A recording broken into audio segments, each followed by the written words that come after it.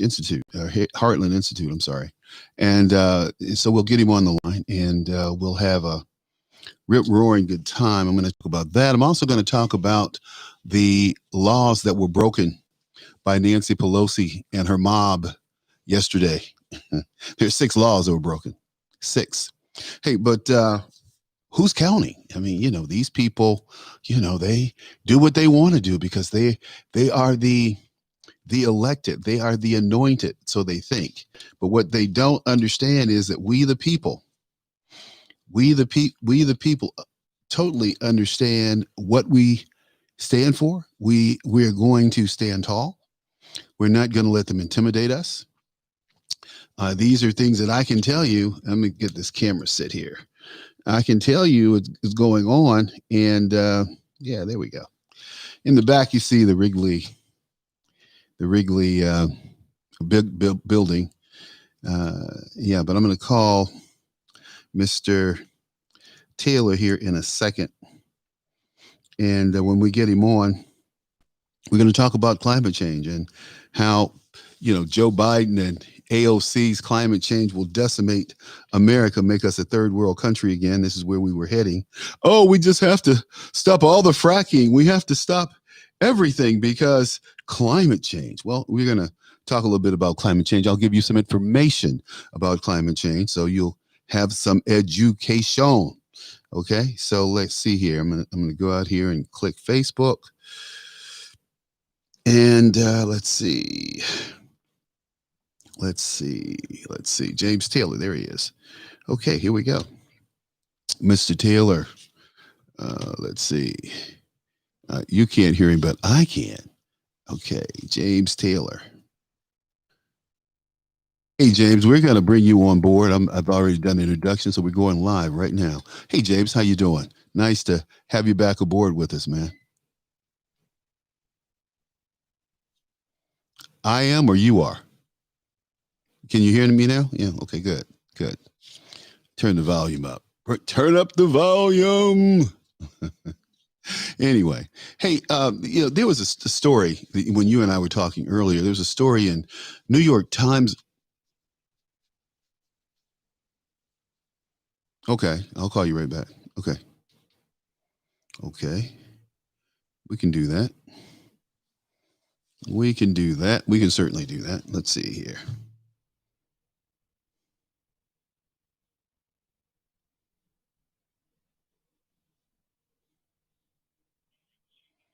Let's see if this is better. Is it?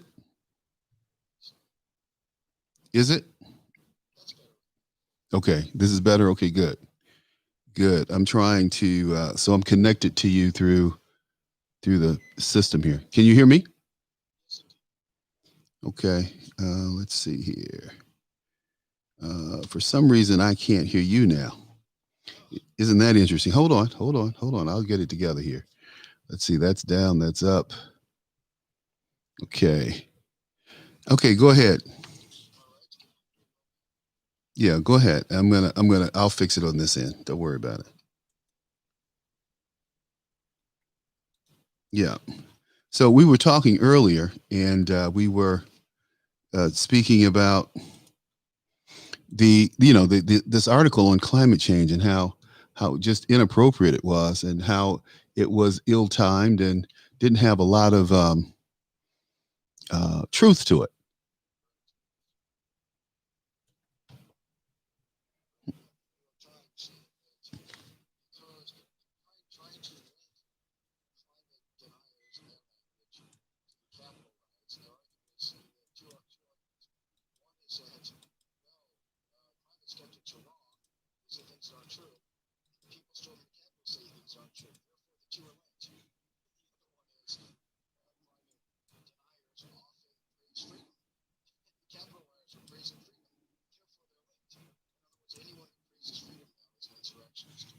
Okay. Is that what they're trying to say? Freedom is a horrible thing? Mm-hmm. I for some reason, my connection is, I'm going to reconnect to the Bluetooth. See what happens. Okay. Oh, there we go. Yeah, I got you now. All right. Okay, good. Okay, so you were saying, I don't know if my listeners could hear you, but go ahead, repeat what you said about that article we were talking about in New York, and that Fantastic. illustrious Yeah. factual document called the New York Times. I'm really impressed with the New York Post. They don't get the glory that Yes. that the Time gets, but I think they have better coverage, better stories. Right. So yesterday, the New York Times published an article. It was titled "The Capitol Riot and Climate Disinformation. They're more closely related than you might think."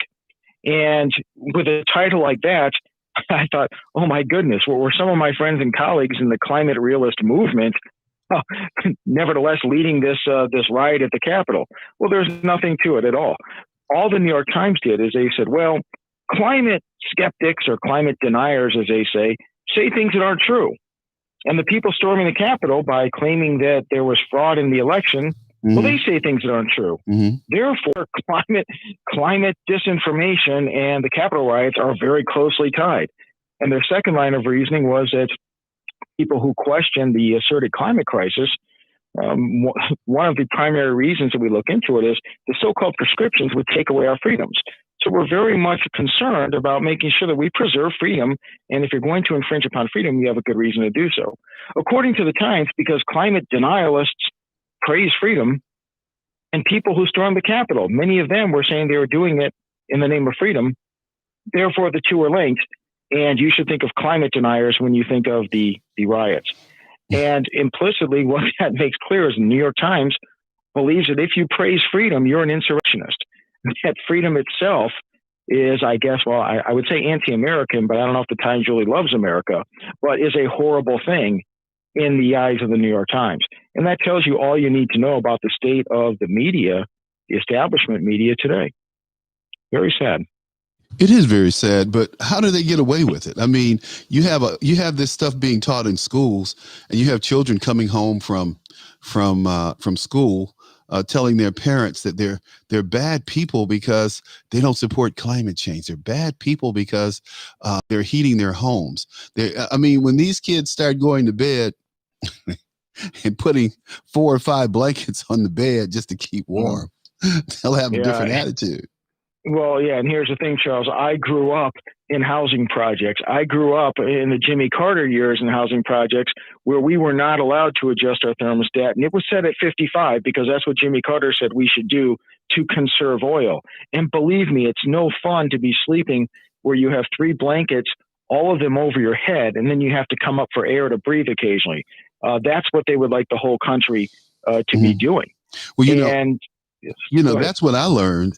I'm serious. I remember those years, and that's when I learned to go to bed with a stocking cap on, some kind of a knit, wool cap, because it kept the heat in. You remember the old days when quick story, when we see Ebenezer Scrooge, he always had a hat on, a nightcap on, right? And so you wonder why these people have on nightcaps, and the older people, it was to keep the heat in because 70% of your body heat goes out through your head. Yeah. No, well, I mean, coal and stockings. Actually, in days where we don't have the luxuries we have today, back in the day, it was a very useful thing to keep people warm. It wasn't necessarily a fun, joyful present for a child, but you were able to keep warm. Yeah. And according to the climate activist crowd, taking away all of our energy use, taking away all of our energy sources, and as they say, the easiest and best way to reduce emissions is simply not to use any energy. Well, they would return us to the Jimmy Carter days. Or the best way to save the country and the earth is to cull the population. Now, this is getting out of your arena a little bit, but it is tied to your arena in that people don't realize that Bill Gates has been one of the biggest climate change, global warming alarmists out there. And I remember following him like 10 years ago. And this guy was very adamant about culling the world's population to save the earth. And he had a plan to slow the world's population so that the earth would survive. And I mean, he's on TV talking about this, right? He's doing, documentary, and nobody's really paying him any attention. Oh, it's Bill Gates, the kook, the richest guy in the world. What do we have? pandemics. The first time I ever really started to explore the word pandemic was listening to Bill Gates talk about how pandemics would help the world to survive, would help Earth to survive. Goodness. Do you I remember never saw any of that. this? If he really said that, that is atrocious. And It is. my Look goodness, it up. we're seeing what's happening in the leftist world of utopia. I guess that's horrible. This is the thing. This is the thing, Jim. If you haven't heard this, what has the average American heard? Right. Correct. If you haven't heard it, what is the average American heard? You're very informed. You keep up with stuff. You're on top of stuff. And if you haven't heard it, hello. Yes, indeed. Well, and then ironically, the goal is to call the world's population. The best way to do that is global warming, because according to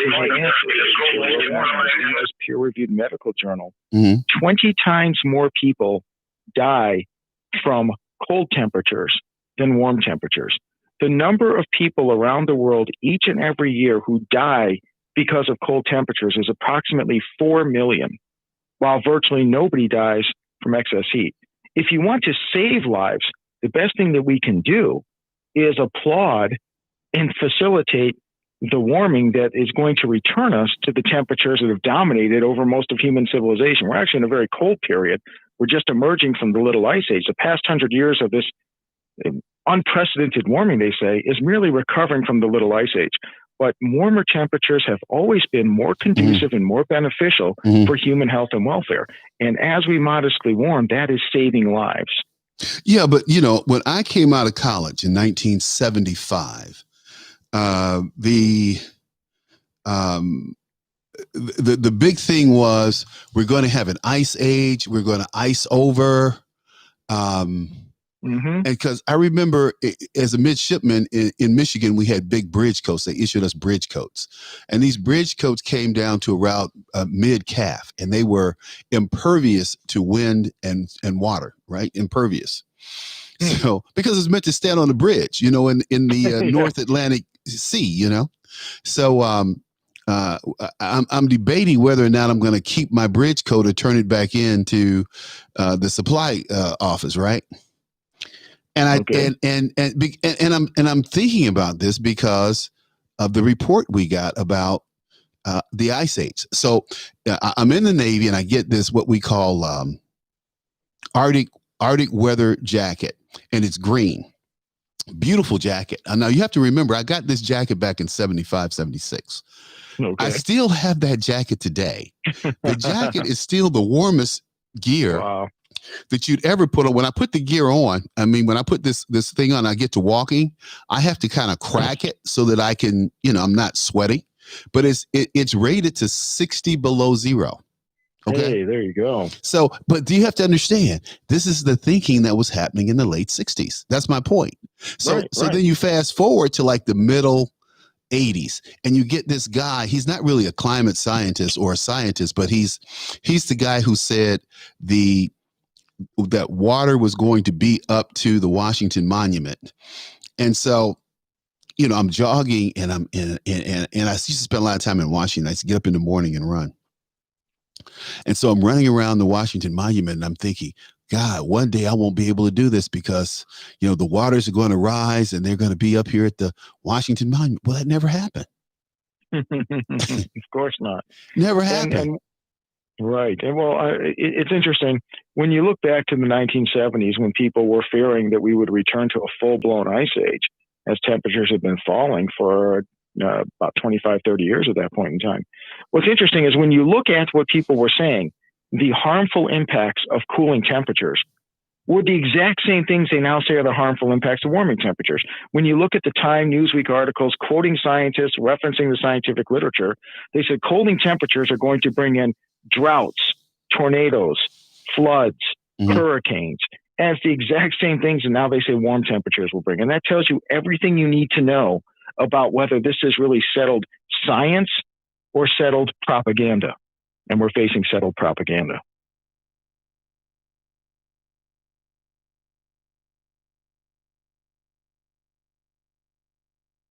If you're still there, I can't hear you now.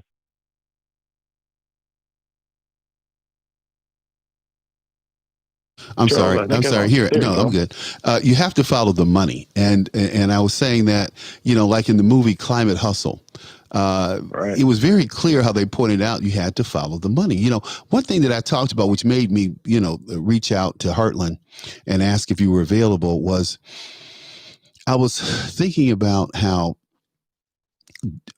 when Barack Obama was inaugurated, there was a Nobel Prize winner, and I can't come up with his name. He was from Switzerland. He supported the global warming scenario, and then he rejected global warming after he said he did the data. He researched the data, right? And Hmm. it was what was his name? His name Well, was if you're talking about the Copenhagen Consensus, Bjorn Lomborg cited many Nobel Prize winners and their economic work. He brought them in for his group. If you're thinking of him, I don't know who else it might no, be. this guy. Let's see. Nobel Prize rejects climate change. Let me see. Climate change. I'll tell you what his name is. It starts with a Okay. G, though. I Okay. remember that. Nobel Prize resigns over global warming. I think this is yeah. His name is Ivan. Ivan. I can't pronounce his last name correctly. It looks like here it Yeah. is. Ivan.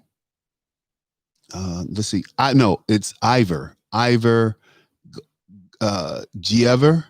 Yes. Gioever. Yes.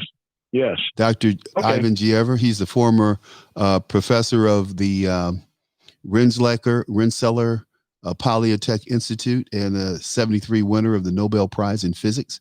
He abruptly announced his resignation from the premier physics society and discussed over its officially stated policy that global warming is occurring. Okay. Right. And he had initially come out and supported President Obama and global warming. Then he turned around and he reneged, right? And man, you would have thought this man was a pariah. You would have thought this man was Herman Getzler or somebody You would or have thought he was Begler. worse than Donald Trump. You would have no.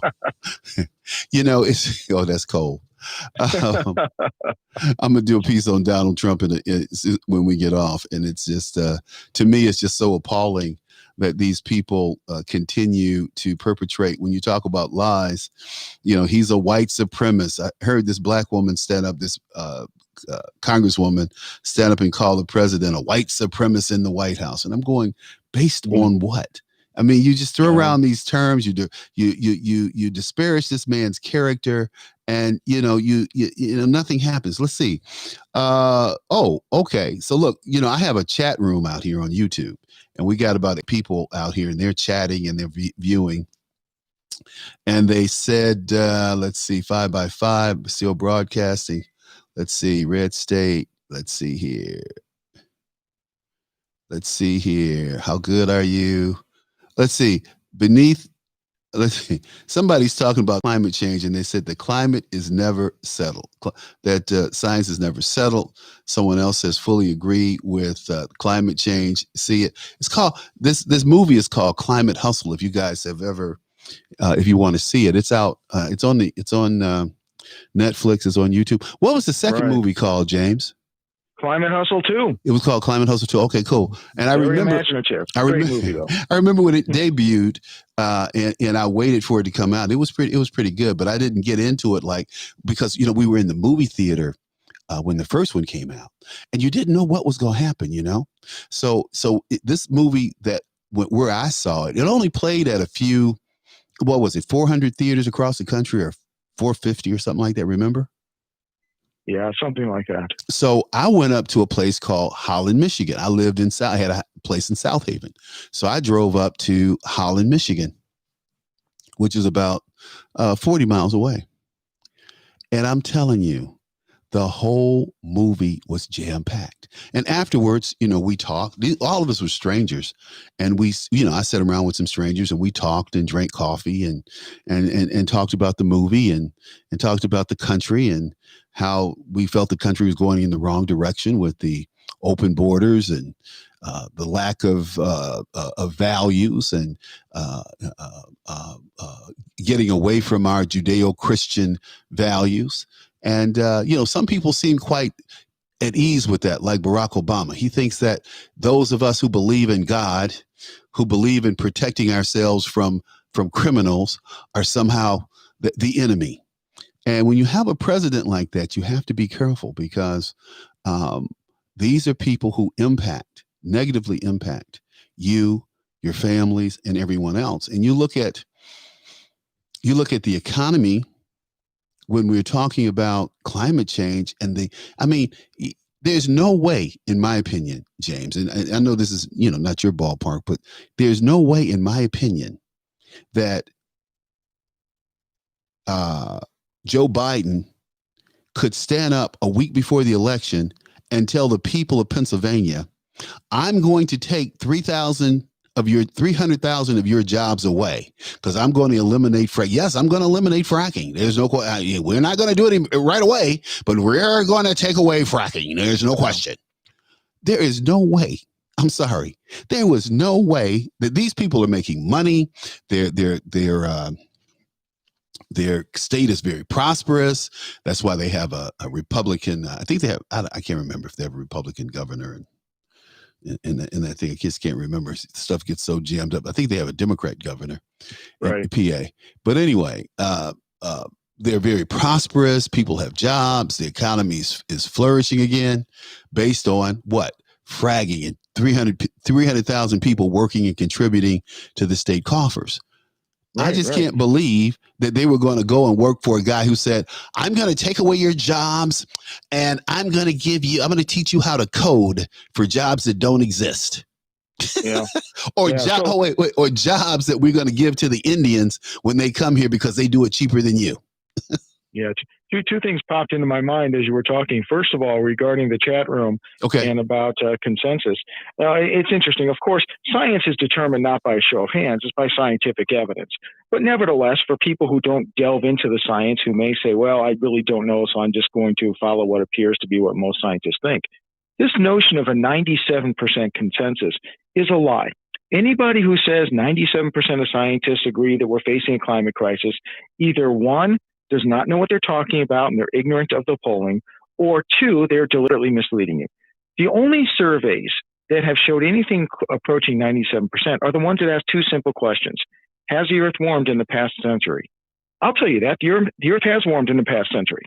Two, have humans played some role in that? That's something I've said all along for my 20 years at the Heartland Institute. I'm part of the 97%. That's a straw man argument. They're trying to set up a position that nobody really disagrees in.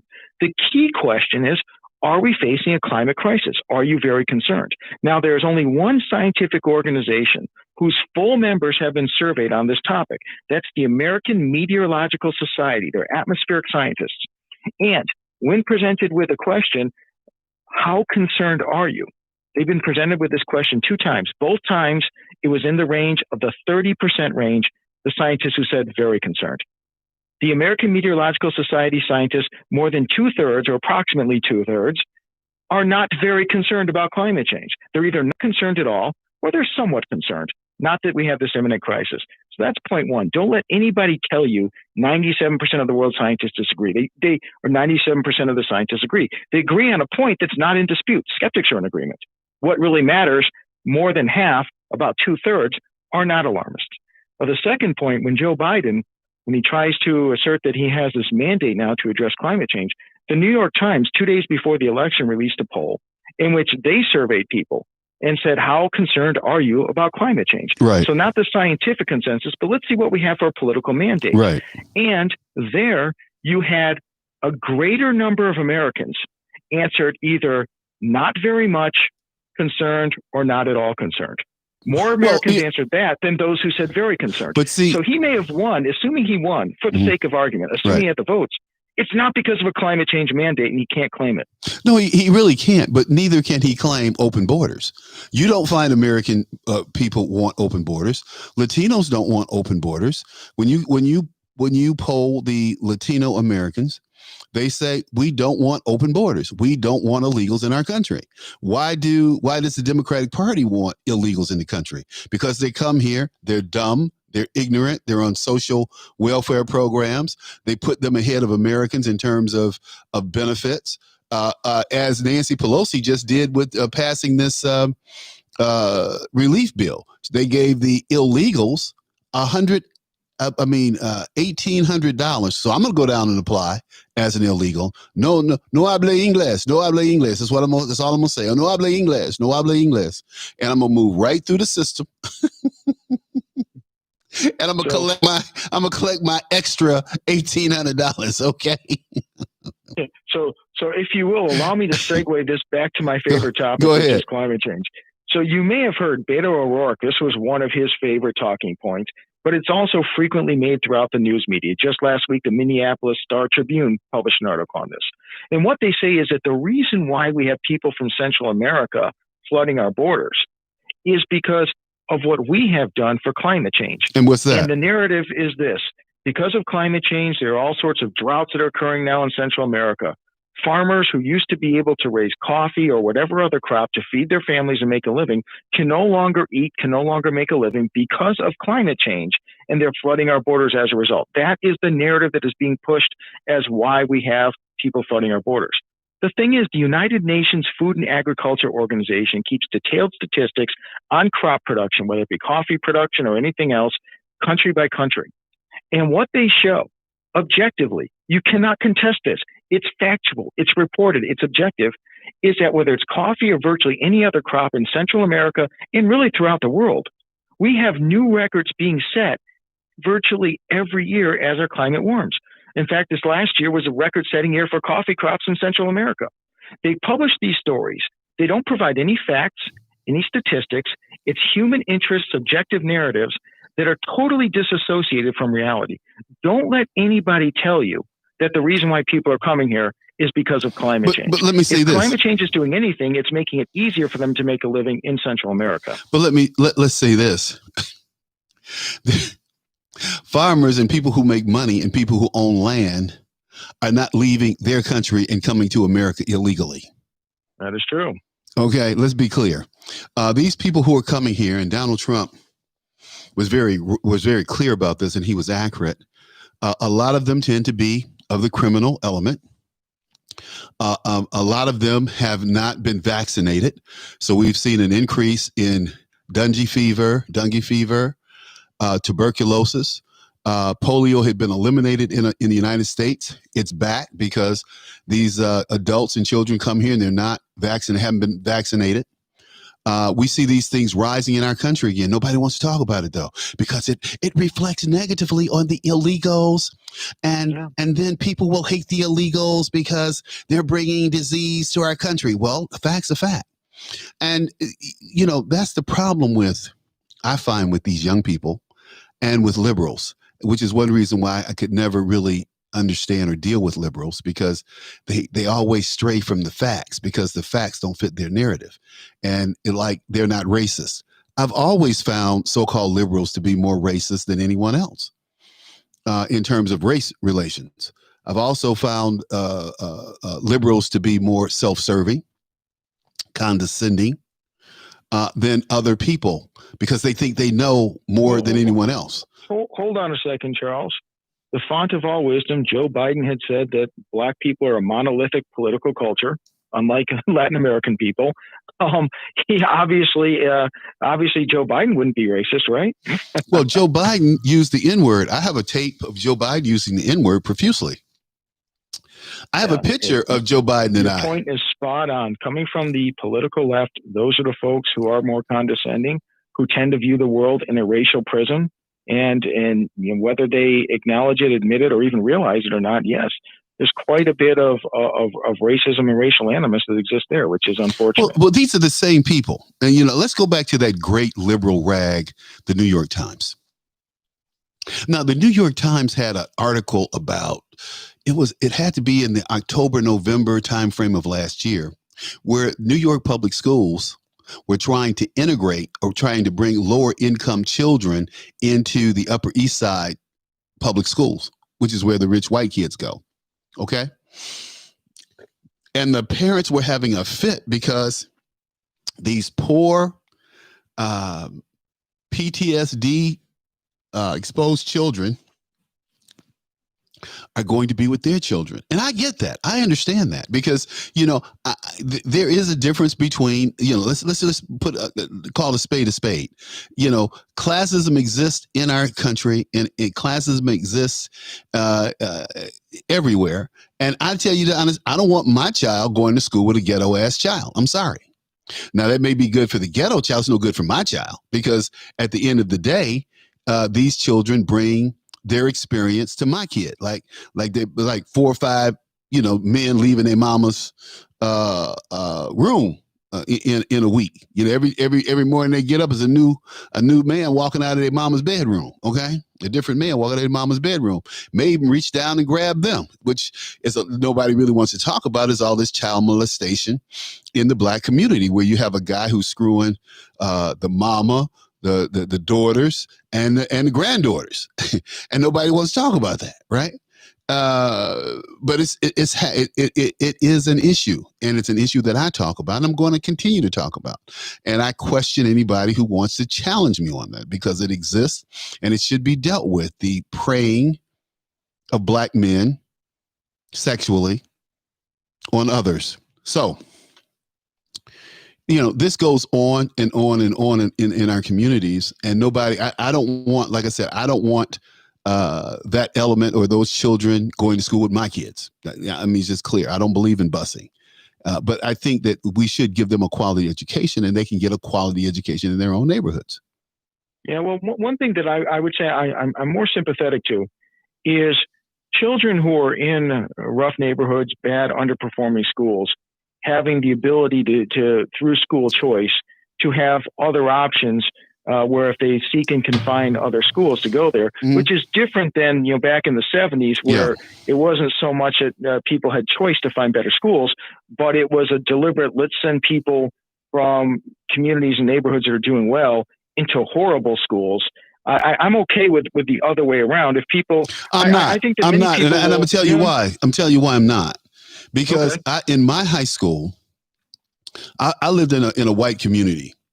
And I can tell you that Black kids, when they bust the Black kids into our school and they changed the boundaries and had more Black kids coming to our schools, the teachers didn't want them. They were hostile to them.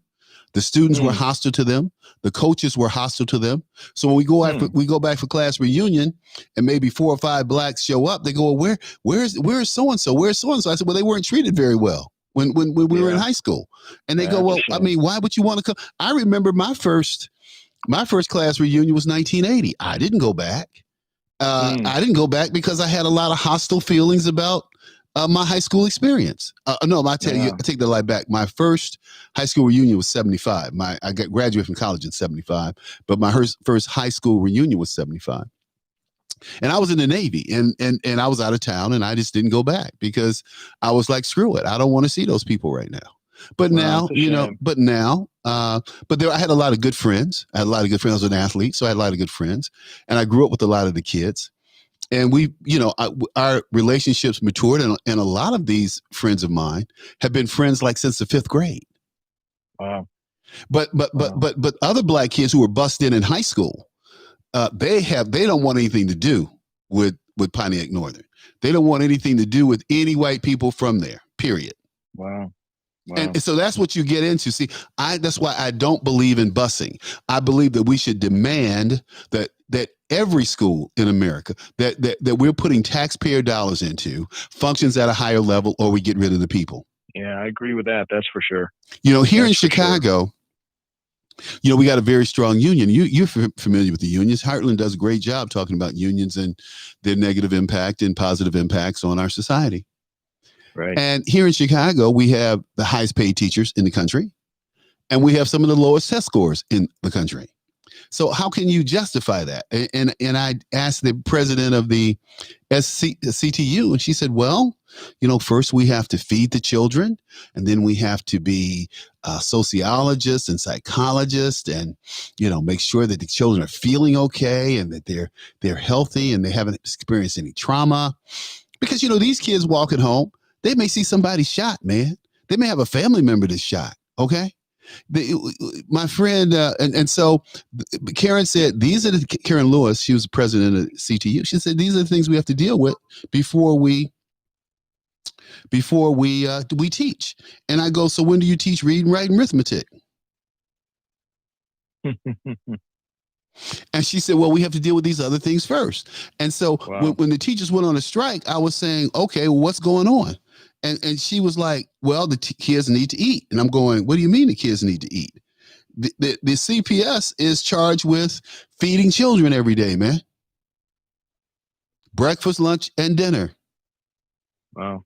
You see, and so we have a Mayor Daley, who took truant officers out of the school equation. Why did he take truant officers out? Because truant officers kept children going to school. Truant officers called children in the morning.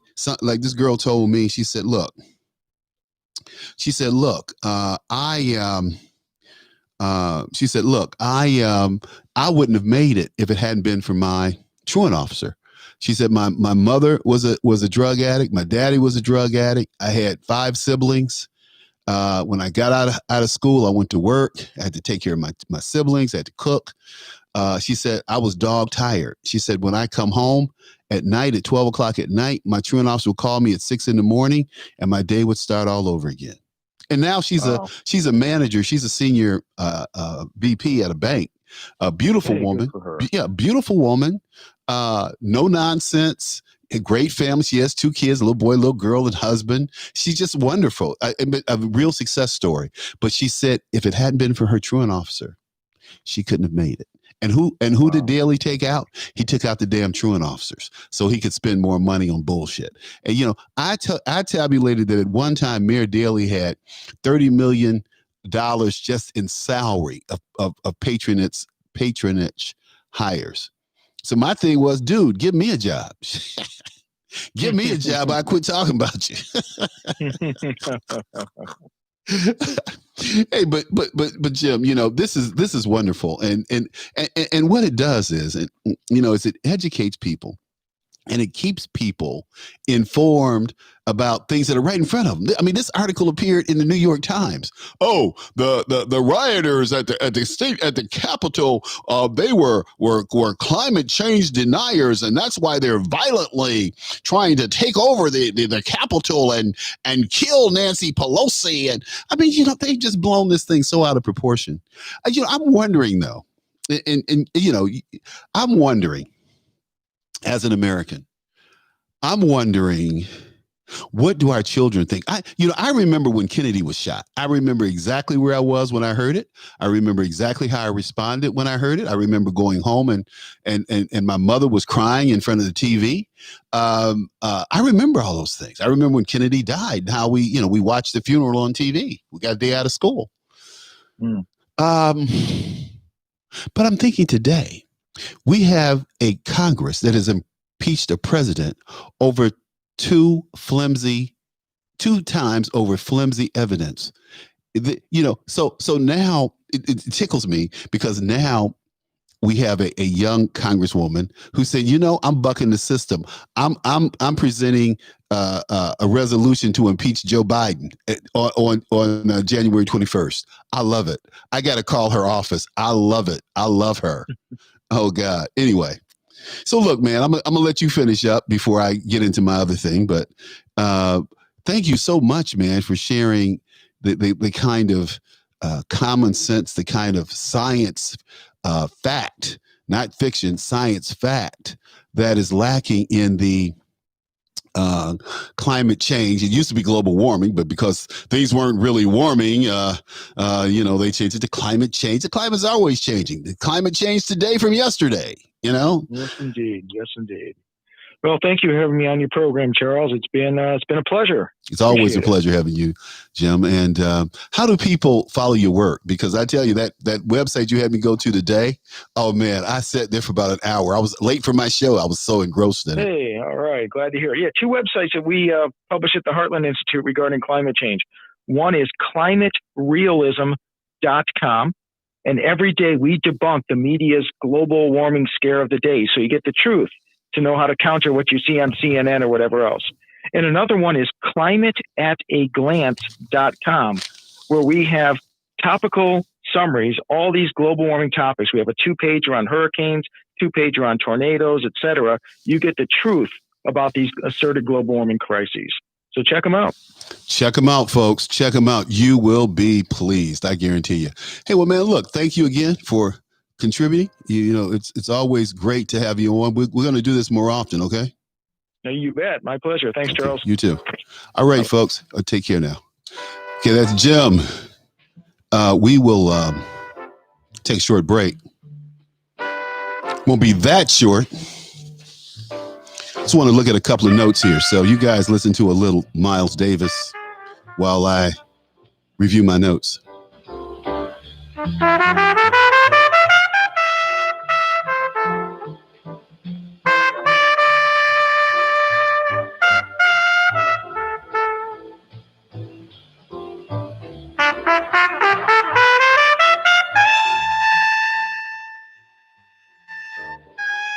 I was just saying while I review my notes, I cut off there. Sorry about that, but I was just playing a little music for you while I reviewed my notes. Now I'm ready to get on. And one of the things I want to talk about is that yesterday, for those of you who don't know, but I want to give you something you can take and you can talk about to your relatives. You can talk about in the barbershop. You can talk about wherever.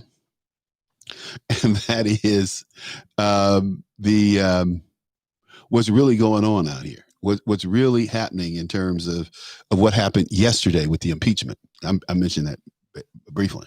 So what happened with the impeachment is this: 6 laws were broken yesterday. 6, maybe more, but I'm just going to point out these 6 because these are facts. I know these are facts, and to be factual. The First Amendment.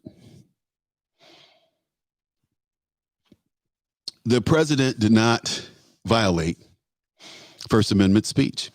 Everything that the president said during the speech before the crowd went up to the Hill, because a lot of crowd was already on the Hill. People don't talk about that. When you have anywhere from 6 to 800 people, 800,000 people, it's almost 1 million people, dude. Almost 1 million damn people in Washington, D.C. to support the president. Democrats need to be scared. Is what they need to be. While they're trying to flaunt around and create new problems for America, create new problems for the outgoing president to grease the skids for a communist-loving, China-bought and paid for president who's lying, who lies, who's gotten caught in 50 different damn lies, major lies. And these people elect this SOB into the office of the president. I'd have no respect for Joe Biden. I had little respect for Barack Obama, because I always say Barack Obama needs to come out and reveal the truth about his sexuality and a whole bunch of other things. I mean, hey, Barack, just do it. You know, dude, you know, you bad. You supposed to be so bad. You got his pimp walk going. You know, a guy who doesn't identify with black people. I know nothing about the Black American experience. But going back to these 6 things that are wrong, because I'm going to finish up before we have to go. We got about 10 minutes on Red State. So everything that Trump said during that speech was protected under the First Amendment and the Brandenburg case. 2, treason and sedition, or treason, the treason clause for impeachment not met. Sorry, not met. 3, no due process. See, in the impeachment process, there has to be due process. The president has to be given a chance to defend himself before Congress or the House. 4, they violated the terms of the Constitution. See, the Constitution was meant to remove, the 25th Amendment was meant to remove the president. I'm sorry, violate the terms of the Constitution in terms of, in the impeachment process was meant to remove the president. That's the correct way to state that. Impeachment process was meant to remove the president. Okay. I wish Andrew Johnson had gotten removed. He destroyed Reconstruction. and he was a Southerner, supported the rise of the Ku Klux Klan, the terrorizing of freed black people, also supported gun control, taking your guns away. Does that sound familiar? Democrats. Any black person that's a Democrat needs to be taken out and put up against a wall and shot.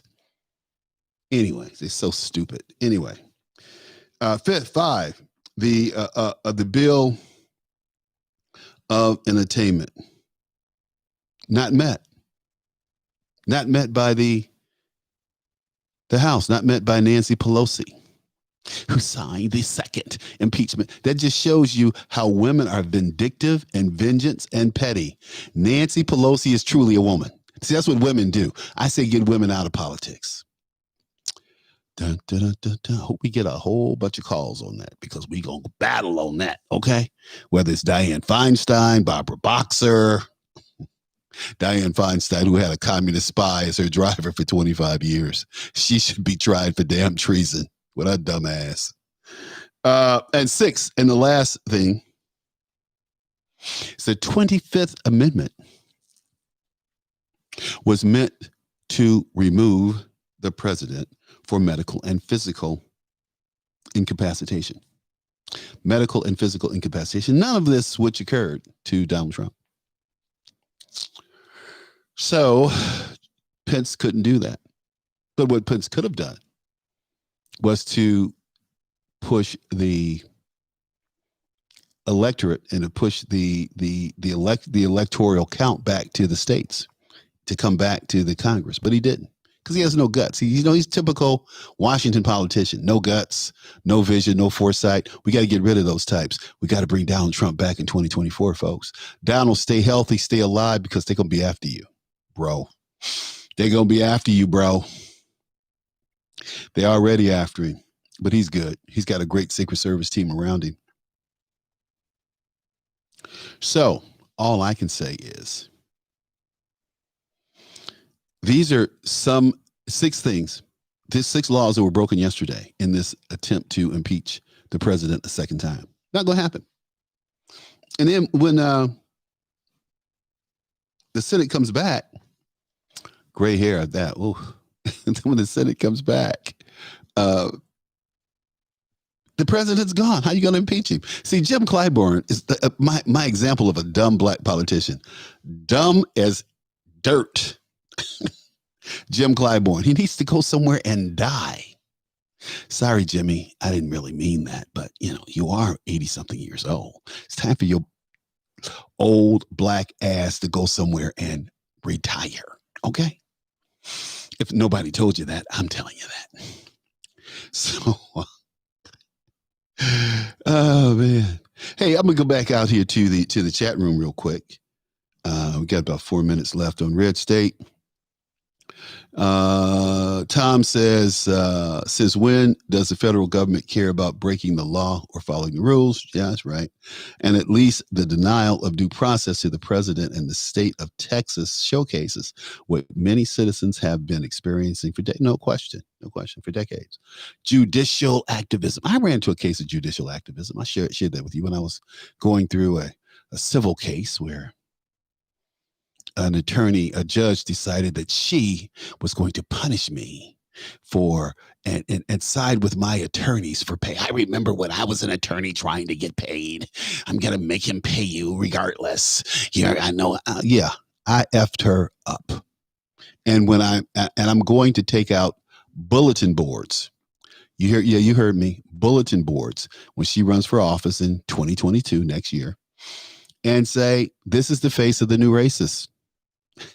I'm going to be on her ass. I'm going to be on her ass because guess what? This is America. We have First Amendment speech. They can't mimic our speech. They can't tell us what to say and not to say. All of these social media platforms that ban speech need to be taken down. They need to be banned. They need to be taken down.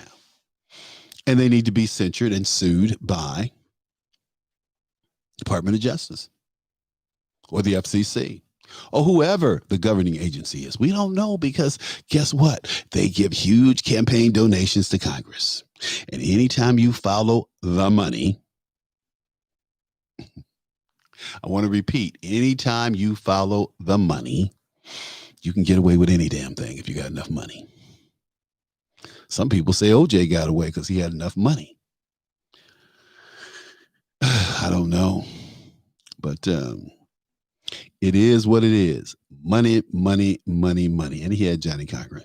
And Johnny Cochran said he had OJ Simpson. But Clyburn and his dumb, what? His dumb annual poverty French poverty French fry. Man, I'm going to that French fry this year, though. No, next year after Corona. I'm going. I hope Corona's over and I can go get to that fish fry because they have some good fish down there, boy. They got some good fish. I'm sure some good fish in South Carolina, some good warm, tender catfish. Oh, God, there's nothing like those catfish nuggets. Lord have mercy. Anyway, I'm a Southern boy by trade because my dad was from the South, had that Southern influence. Yeah, we did. Hey, look, that's just a few things that I want you to take away for this second impeachment. Those 6 things happen. First Amendment, no violation. Treason, not proven. No due process. They violated the terms of the Constitution, which is, removing the president, the Bill of Attainment, and also the VP could not exercise the 25th Amendment because it is meant for medical and physical incapacitation. Da-da! How about that? Hey, but that's what we do. That's what we do here at the Reality Check. And we're getting ready to wind the show up on Red State. There's one other show. I'm going to continue the show on the YouTube and whatnot because I want to cover an article that Karl Rove mentioned today. So see you guys at Red State. All right, that's Red State. We signed out. Boom, boom, boom, boom.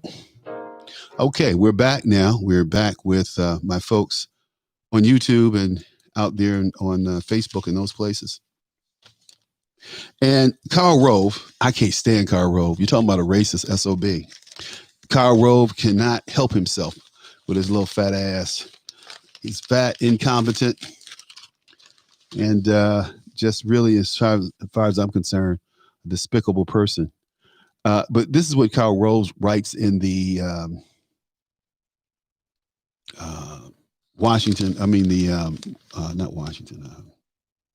Wall Street Journal today. He does an article every Thursday in Wall Street Journal. He said Donald Trump won't be the first president to skip his successor's inauguration. The original boycotter was John Adams. After a vicious campaign, John Adams left Washington at 4 a.m. on inaugural day, March 4th, 1801. On the first stagecoach home to Massachusetts. 8 hours later, the blue-coated militiamen snapped to attention, and a artillery company fired a round as Thomas Jefferson emerged from his boarding house at New Jersey Avenue and C Street. The U.S. Marshal for Maryland then walked Jefferson and members of Congress, foreign diplomats, and local residents several hundred yards north to the Capitol for the swearing-in ceremony. John Adams made inaugural absences a family tradition. So, in March of 1829, he departed the White House the day before Andrew Jackson's swearing in. Andrew Jackson, he was a piece of work. Interesting guy. So, there's similarities between Trump and Andrew Jackson, the last president who refused to participate in marking the peaceful transfer of power. Though both were elected as Republicans, neither Mr. Trump nor Jackson, Abraham Lincoln's running mate in Mr. Johnson in 1864, was a longtime party member. That's because the party was pretty young. Johnson was a Southern Democrat who opposed secession. Mr. Trump was a celebrity real estate tycoon who supported Republicans and Democrats. Both Trump and Johnson had been impeached and acquitted. Mr. Trump faced charges of abuse of power regarding the Ukraine, which was stupid. I mean, Vitamin, somebody should whip his ass. I'm sorry. I mean, it's the first time I cussed today. Cha-ching. First time I cursed today. But Veneman needs his behind whipped. While Johnson was accused of violating the Tenure of Office Act, which required congressional approval to remove a cabinet member. Both impeachments were motivated largely by other factors.